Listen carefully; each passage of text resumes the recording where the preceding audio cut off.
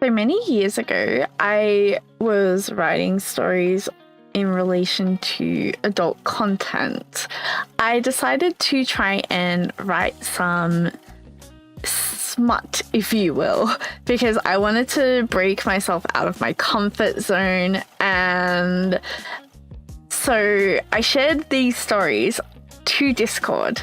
I was talking to a lot of people in a server that I was in repeatedly.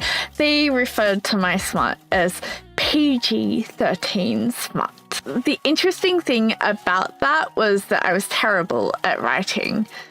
People mocked me for writing about Bambi eyes because I was like deer in headlights kind of vibes and stuff like that. And so somebody on the internet decided that they would try and give me some advice. Now, this gentleman on this Discord server decided that he would recommend me a book to read to get some inspiration. And I don't know if any of you know about this book, okay? But let me tell you, I was not expecting a gun in the okay? So this book is very, very interesting. So if we go to the disclaimer, it says, none of these conspiracies derive from a belief in anti-Semitism or QAnon, but from my own demented imagination. Common conspiracies in the media and many occult horror movies my dad used to watch growing up. This book ends in a cliffhanger.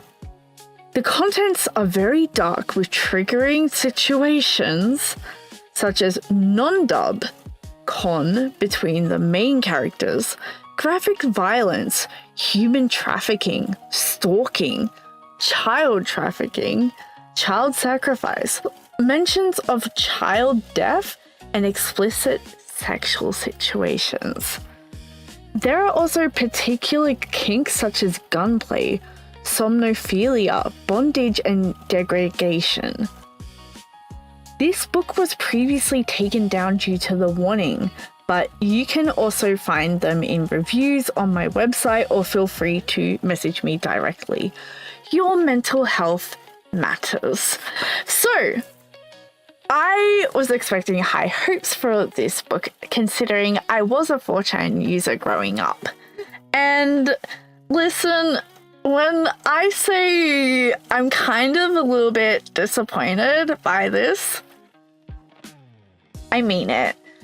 So firstly, the main character, she's very annoying. Like, you kind of want her to die.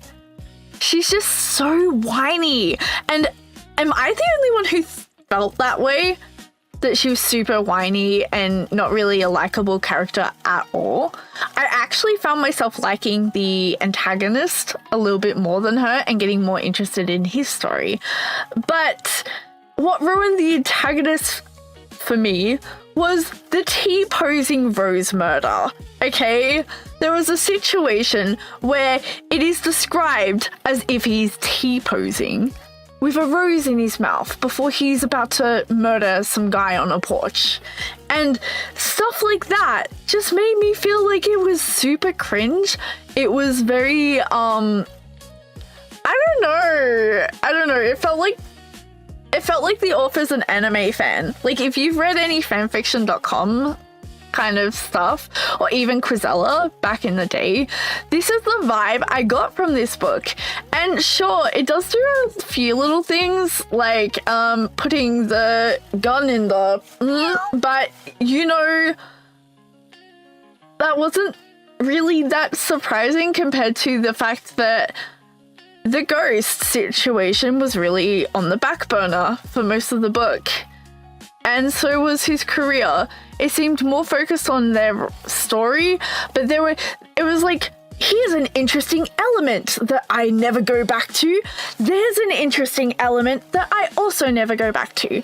And I know that there was continuations of these storylines, but I feel like really it just was a little bit of tease here for something. quite interesting, some kind of unique story vibe that never really followed through. That was my general kind of gist to it, and I feel like the author's, I don't know much about her, but she's quite young in writing from what I can tell. Especially since the fact that, like, if you look at the cover, it's somewhat blurry, okay? And I got this from an official place, so I know that this isn't a fake. But if you look at the book, it's not very crisp in terms of its writing. These are fine, like, these pages are fine. But it's like the pages here, I don't know if it's a case of like they had a colored image originally and then it just somehow got blurred out because of the fact that the shadowing happens when you make something chrome. But it just really feels like the book that does have a certain element of beauty to it. It's almost like it's not quite reaching the crisp quality that it could. Even like the back cover is kind of hard to read. I feel like that maybe they should have thickened the lines in the writing. So physically, I would give this like a maybe 7 out of 10, 6 out of 10, because it is a stunning picture. It does have like really cool features where it's like visually beautiful, but there's its downfalls. Now, if we look at things, you got the letters of the like the grandmother.